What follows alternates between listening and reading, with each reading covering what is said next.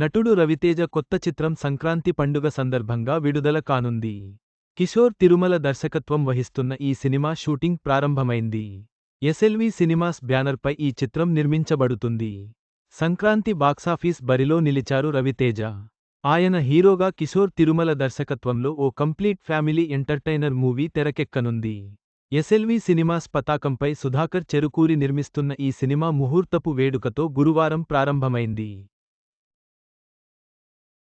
ఈ నెల 16న రెగ్యులర్ షూటింగ్ని హైదరాబాద్లో ప్రారంభిస్తామని, రవితేజ కెరీర్లోని ఈ 76వ సినిమాను వచ్చే సంక్రాంతి పండగ సందర్భంగా విడుదల చేస్తామని మేకర్స్ తెలిపారు.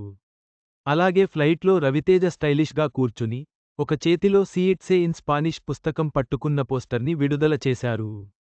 రవితేజగారి సిగ్నేచర్ స్టైల్, ఎనర్జీ ఈ సినిమాలోనూ కనిపిస్తాయి.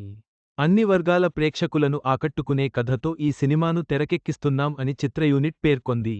ఈ సినిమాకు సంగీతం భీమ్స్ సిసిరోలియో. రవితేజ తన 76వ చిత్రంతో ప్రేక్షకులను అలరించేందుకు సిద్ధమవుతున్నాడు. వచ్చే సంక్రాంతి పండుగకు ఈ సినిమా విడుదల అవుతుందని చిత్ర యూనిట్ ప్రకటించింది.